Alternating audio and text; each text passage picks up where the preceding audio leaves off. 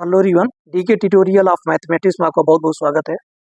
हम लोग व्यक्तित्व विकास की बातें करेंगे। ठीक है, यह जो व्यक्तित्व विकास है यह बीए, बीएससी, बीकॉम के जो फर्स्ट ईयर के जो स्टूडेंट हैं, ठीक है, ओनली फर्स्ट ईयर के जो स्टूडेंट हैं, चाहे बीए के हों, चाहे बीएससी के हैं, चाहे बीकॉम के हैं, उन सभी स्टूडेंट के लिए ये वीडियो बेनिफिट होगा। ठीक है, तो इस लेक्चर में, इस वीडियो में हम लोग फर्स्ट यूनिट का सिलेबस करेंगे और परीक्षा का क्या पैटर्न रहेगा उसकी बातें करेंगे और कुछ महत्वपूर्ण प्रश्न करेंगे इस यूनिट के। और ये जो महत्वपूर्ण प्रश्न है, मात्र अगर आप इसको तैयार करके चले जाते हो तो सारे क्वेश्चन इसी से मिल जाएंगे। ठीक है, तो मैं बताऊंगा कैसे तैयारी करने हैं इसके। ठीक है, तो करते हैं स्टार्ट। और आपको बता दूं, जो इस चैनल पे अभी नए स्टूडेंट होंगे तो इस चैनल को सब्सक्राइब कर देना, ताकि जो भी लेक्चर डालूंगा वो आप तक पहुंच जाए। ठीक है, तो चलो स्टार्ट करते हैं। तो टॉपिक का नाम है व्यक्तित्व विकास, यूनिट फर्स्ट। ठीक है, तो यह बीए, बीएससी, बीकॉम और के जो फर्स्ट ईयर के स्टूडेंट हैं उन सभी के लिए ये लेक्चर है। सबसे पहले सिलेबस की बात करते हैं। तो फर्स्ट यूनिट में व्यक्तित्व विकास के जो फर्स्ट यूनिट है उसमें सिलेबस क्या है। पहला टॉपिक है कि व्यक्तित्व की अवधारणा। व्यक्तित्व की अवधारणा मतलब व्यक्तित्व के बारे में बताना, व्यक्तित्व को परिभाषित करना, व्यक्तित्व के बारे में समझेंगे। ठीक है, उसका कॉन्सेप्ट समझेंगे कि व्यक्तित्व किसे कहते हैं, उसकी परिभाषाएं क्या है, उसके कुछ, है ना, ये सारी बातें इसमें करना है। ठीक है, दूसरा टॉपिक है सफलता क्या है। टॉपिक है सफलता क्या है, सफलता प्राप्त करने में बाधाएं। ठीक है, सफलता क्या है इसको परिभाषित करना है और सफलता प्राप्त करने में क्या क्या बाधाएं आती हैं उसकी बातें करेंगे। ठीक है, नेक्स्ट टॉपिक है सफलता के लिए जिम्मेदार कारक। सफलता के लिए कौन कौन जिम्मेदार कारक हैं, कौन कौन उत्तरदायी कारक हैं, उनकी बातें करेंगे। ठीक है, यहाँ पे जिम्मेदार को दूसरा मीनिंग बोले तो उत्तरदायी भी बोल सकते हैं। ठीक है, तो सफलता के लिए जिम्मेदार क्या कारक हैं उनकी बातें करेंगे। ठीक है, नेक्स्ट है प्रभावी आदतें विकसित करना। ठीक है, ये सारी बातें हम लोग करेंगे। नेक्स्ट है असफलता क्या है, हम लोग परिभाषित करेंगे कि असफलता किसे बोलोगे आप, है ना, उसकी कंसेप्ट क्या है सफलता का। और असफलताओं को प्रभावित करने वाले कारक, असफलता को कौन कौन प्रभावित करते हैं उनकी सारे कारक की बातें करेंगे। ठीक है, नेक्स्ट है असफलताओं से सीखना। अगर आप बार बार असफल हो रहे हो किसी चीज में, अगर असफलता मिल जा रही है तो उस असफल से आप क्या चीजें सीख सकते हो, वो सब चीजें बातें करेंगे। ठीक है, तो असफलताओं से हम लोग सीखते हैं, है ना, तो क्या सीखते हैं उनकी बातें हम लोग इस वीडियो में, ठीक है, इस टॉपिक में बात करेंगे। ठीक है, असफलताओं पर काबू पाना, असफलता पर कैसे काबू पाएं, है ना, अगर बार बार असफलता मिलती जा रही है तो कैसे काबू उस पर पाएं कि असफल ना हो, है ना, तो भी बातें करेंगे। फिर है विश्वास की शक्ति, कि जो कॉन्फिडेंस होता है, जो विश्वास होती है, उसकी क्या पावर होती है। अगर किसी चीज में अगर आपको किसी चीज में अगर विश्वास नहीं हो रहा है ना, मतलब शक्ति कमजोर है, तो कॉन्फिडेंस की एक बहुत बड़ी पावर होती है, विश्वास की बहुत बड़ी शक्ति होती है, तो उसकी बातें करेंगे। ठीक है, अगर विश्वास का अभ्यास, है ना, विश्वास का क्या क्या प्रैक्टिस होनी चाहिए, विश्वास को कैसे प्रैक्टिस करें, विश्वास का क्या प्रैक्टिस हो, उसकी बातें इसमें करनी है। ओके, बहुत इंपॉर्टेंट टॉपिक ये है, क्या लिखा है, स्वाट विश्लेषण, इसको आप बिल्कुल मत छोड़ना। स्वाट विश्लेषण, SWOT एनालिसिस। ठीक है, स्वाट एनालिसिस, इनकी बहुत अच्छे से हम लोग बातें करेंगे, बड़े अच्छे से समझेंगे कि स्वाट विश्लेषण क्या होता है, स्वाट एनालिसिस क्या होती है, वो सारी बातें इसमें करना है। ठीक है, नेक्स्ट टॉपिक है लक्ष्य निर्धारण। ठीक है, किसी गोल को, किसी चीज का हमको लक्ष्य बनाना है तो उसको कैसे निर्धारण करें, उसका कैसे बनाएं, किसी गोल को कैसे बनाया जाए, है ना, उसकी बातें किया जाएगा। तो गोल को बनाना, किसी चीज को अचीवमेंट करना, किसी चीज का लक्ष्य का निर्धारण करना, वो बातें। और इस लक्ष्य निर्धारण में हम लोग करेंगे स्पेसिफिक, मापन योग्य, प्राप्ति योग्य, वास्तविक, समयबद्ध, स्मार्ट लक्ष्य। वास्तविक, प्राप्ति योग्य, वास्तविक, समयबद्ध, स्मार्ट लक्ष्य। ठीक है, स्मार्ट लक्ष्य भी बहुत इंपॉर्टेंट है। ठीक है, इसको मत छोड़ना, ये भी बहुत इंपॉर्टेंट आता रहता है। तो स्वाट विश्लेषण बहुत इंपॉर्टेंट, लक्ष्य निर्धारण, और लक्ष्य निर्धारण में ये सारी बातें हम लोग अच्छे से इसमें डिस्कस करेंगे। ठीक है, तो ये आपका क्या है, सिलेबस है, इसको अच्छे से एक जगह लिखना हो तो लिख सकते हो।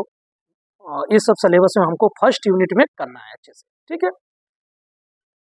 तो व्यक्तित्व की अवधारणा मतलब व्यक्तित्व की परिभाषा ये बिल्कुल मत छोड़ना, है ना। इसके एग्जाम्पल भी आप दे सकते हो बहुत अच्छे अच्छे। और सफलता क्या है ना। सफलता क्या है, असफलता, सफलता और असफलता इनको बिल्कुल अच्छे से करके जाना है, ठीक है। और फिर लक्ष्य निर्धारण है, स्वाट विश्लेषण है। तो बहुत ज़्यादा सिलेबस नहीं है, बहुत अच्छे से हम लोग इसको अच्छे से करेंगे, ठीक है। अच्छा, अब परीक्षा पैटर्न की बात कर लेते हैं। तो देखो, परीक्षा पैटर्न में क्या रहने वाला है। जो एग्जाम होता है आपका वो 2 घंटे का होता है और टोटल 70 मार्क्स का आता है, ठीक है। टोटल 70 मार्क्स का आएगा और 2 घंटे का टाइम रहेगा। इसमें क्या होता है कि सेक्शन तीन टाइप के सेक्शन होते हैं। सेक्शन ए में बहुविकल्पी प्रश्न होता है जिसमें 5 क्वेश्चन होते हैं, एक एक मार्क्स के, ठीक है। कितने मार्क्स के, एक एक मार्क्स के, ठीक है। सेक्शन बी में लघु उत्तरीय प्रश्न होता है जिसमें 5 क्वेश्चन होते हैं, 5 मार्क्स के, 5 क्वेश्चन होते हैं 5 मार्क्स के, ठीक है। इसका सेक्शन सी में दीर्घ उत्तरीय प्रश्न होता है जिसमें 4 क्वेश्चन होते हैं 10 मार्क्स के, ठीक है। तो ये रहता है पैटर्न पेपर का। तो टोटल 70 नंबर का आता है, 2 घंटे का टाइम रहता है जिसमें section A, section B, section C बटे होते हैं, ठीक है। बहुविकल्पी प्रश्न, लघु उत्तरीय प्रश्न, दीर्घ उत्तरीय प्रश्न, जिसमें 5 क्वेश्चन 1 मार्क्स के आते हैं बहुविकल्पी में, 5 क्वेश्चन 5 मार्क्स आते हैं लघु उत्तरीय में, दीर्घ उत्तरीय में 4 क्वेश्चन आते हैं 10 मार्क्स के, ठीक है। अब हम लोग कुछ बातें करेंगे कुछ इंपॉर्टेंट क्वेश्चन की, ठीक है। इस यूनिट में जो फर्स्ट यूनिट है, इस फर्स्ट यूनिट में कुछ इंपॉर्टेंट क्वेश्चन की बात कर लेते हैं और इन इंपॉर्टेंट क्वेश्चन को अच्छे से लिख लेना और यही इंपॉर्टेंट क्वेश्चन को अच्छे से तैयार करके जाना, पक्का के क्वेश्चन आपको मिल जाएंगे एग्जाम, ठीक है। तो देखो, महत्वपूर्ण प्रश्न में क्या क्या है। पहला क्वेश्चन आता है कि व्यक्तित्व का अर्थ स्पष्ट कीजिए। मतलब व्यक्तित्व किसे कहते हैं, व्यक्तित्व का क्या अर्थ होता है, उसको स्पष्ट करना है, उसको बताना है। या इसी बात को ऐसे भी पूछते हैं, व्यक्तित्व की परिभाषा लिखिए। या इसी बात को ऐसे भी लिखते हैं, कैसे, व्यक्तित्व की अवधारणा को स्पष्ट कीजिए, है ना, उनके कंसेप्ट को बताना है। और इसी क्वेश्चन को ऐसे भी बोल सकते हैं, क्या, व्यक्तित्व से आप क्या समझते हैं, समझाइए। तो ऐसे अगर क्वेश्चन पूछा जाए तो इन सभी को समझो कि आपको क्या करना है, डिफिनीशन देने हैं बड़े अच्छे से, ठीक है, और लिखना है। तो ये लघु उत्तरीय क्वेश्चन में ऐसे पूछ लिया जाता है, ठीक है। तो एक क्वेश्चन मत छोड़ना, सबसे पहला टॉपिक तो यही मिल जाएगा आपको, व्यक्तित्व के अर्थ का स्पष्ट कीजिए, या फिर अवधारणा को लिखिए, या परिभाषा लिखिए, या व्यक्तित्व को समझाइए, है ना। पहला क्वेश्चन तो आपको यही मिल जाएगा लघु उत्तरीय में।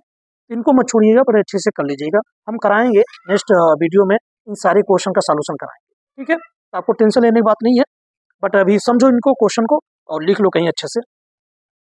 नेक्स्ट क्वेश्चन देखो, क्वेश्चन नंबर 2 है, ध्यान सुनना। करा सफलता क्या है।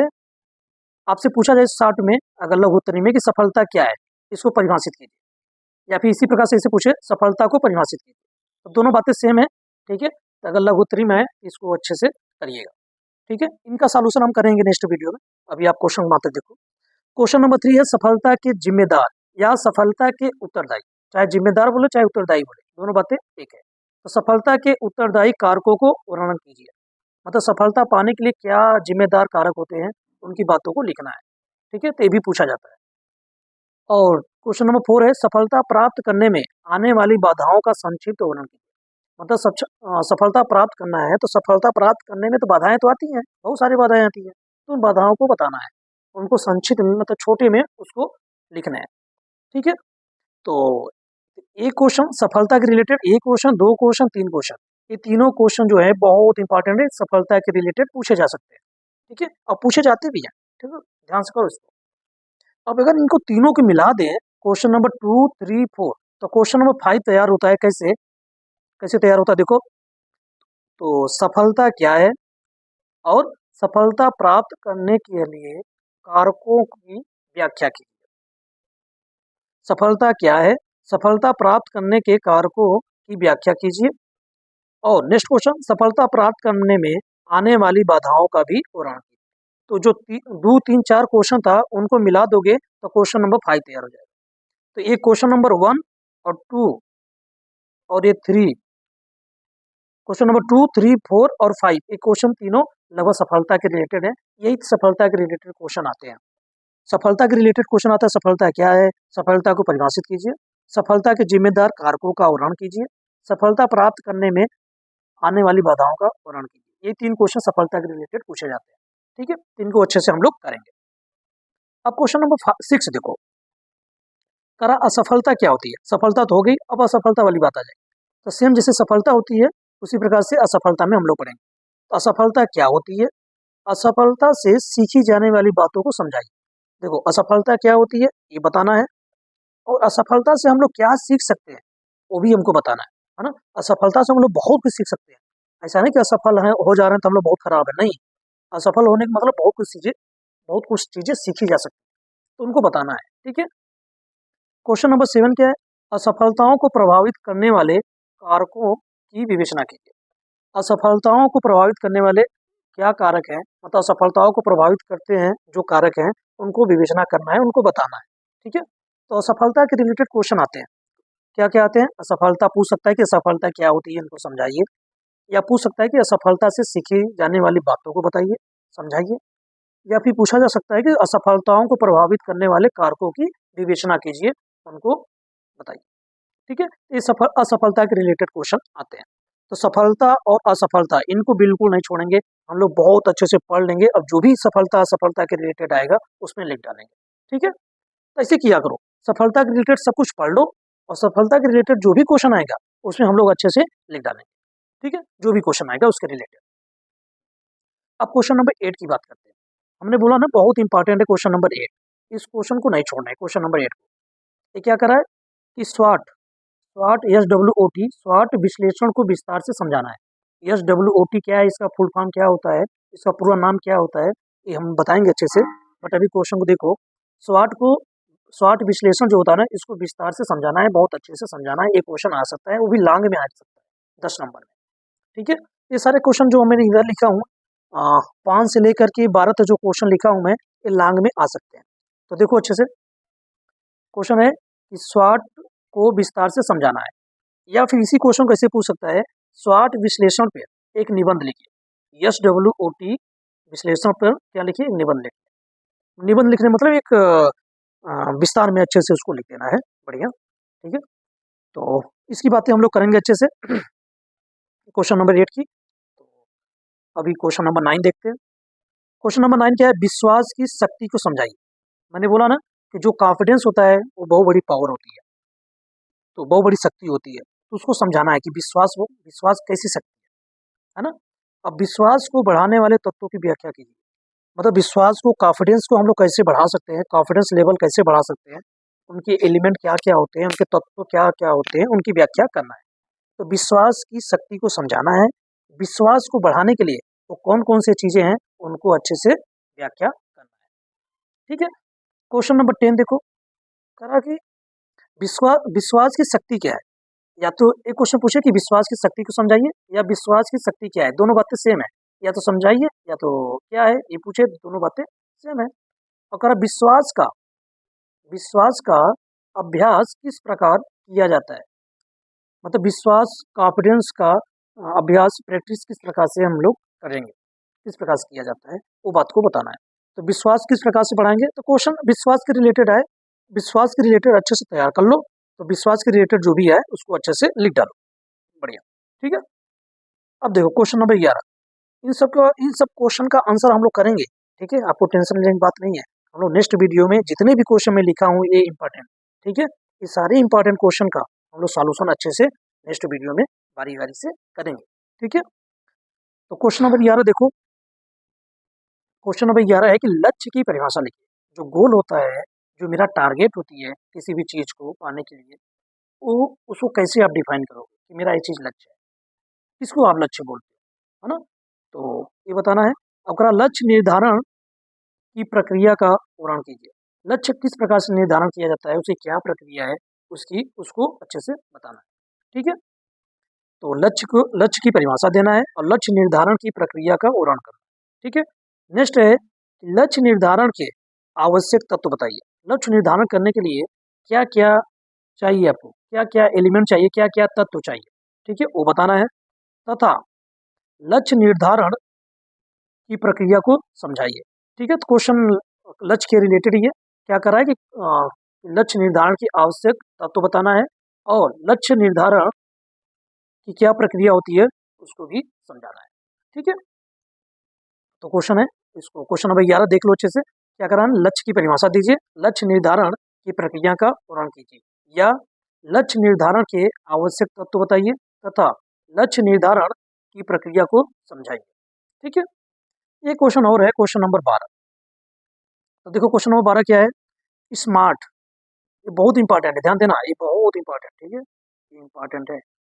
क्या है, स्मार्ट लक्ष्य निर्धारण क्या है, स्मार्ट लक्ष्य निर्धारण क्या है, स्पेसिफिक, मापन योग्य, प्राप्त योग्य, वास्तविक, समयाबद्ध स्मार्ट लक्ष्य की व्याख्या कीजिए। ठीक है, तो सबसे पहले आपको बताना है कि स्मार्ट लक्ष्य निर्धारण क्या है, और ये रिलेटेड है, क्या रिलेटेड है, स्पेसिफिक और मापन योग्य क्या होता है, प्राप्ति योग्य क्या होता है, वास्तविक, समयाबद्ध स्मार्ट लक्ष्य, इन सारे स्मार्ट लक्ष्यों की व्याख्या करना। ठीक है, इसको छोड़ना नहीं है, बहुत अच्छे से इसको हम लोग करेंगे। नेक्स्ट है, या इसी को ऐसे बोल के है क्या, स्मार्ट लक्ष्य, लक्ष्य बोले या गोल बोले या टारगेट बोले, सेम बातें हैं। तो स्मार्ट लक्ष्य गोल से क्या आशय है, इसकी विशेषता महत्व लिखिए, इसकी विशेषता महत्व लिखिए, इसकी जो विशेषता है इसकी विशेषता लिखना है और महत्व को वर्णन करना है। ठीक है, तो करा कि स्मार्ट लक्ष्य या गोल से आप क्या समझते हैं, क्या आशय है, ये बताना है, इसकी विशेषता और महत्व को लिखना है, इसकी विशेषता क्या है, इसकी स्मार्ट लक्ष्य की, और इसकी महत्व क्या है, ये सारी बातें हम लोग बताना। ठीक है, ये इंपॉर्टेंट क्वेश्चन है, इन सारे इंपॉर्टेंट क्वेश्चन को हम लोग बहुत अच्छे से सॉल्यूशन करेंगे, अच्छे से इनका आंसर लिखेंगे, और बस आप यही तैयार करके चले जाना। हम आपको बता दूं कि इनसे क्वेश्चन बाहर नहीं आएंगे, इसी के रिलेटेड क्वेश्चन सारे एग्जाम में पूछे जाते हैं यूनिट फर्स्ट के। ठीक है, तो यूनिट फर्स्ट में आप इन सारे क्वेश्चन को ट्राई करो, अच्छे से लिख लो बढ़िया, हम इसको अच्छे से सॉल्यूशन करेंगे नेक्स्ट वीडियो में। ठीक है, तो इस वीडियो में यहीं तक करते हैं, क्या क्या सिलेबस किया और पैटर्न क्या क्या है, वो सारी बातें हम लोग इस वीडियो में किए। ठीक है, तो इस वीडियो में यहीं तक करते हैं। Okay, thank you.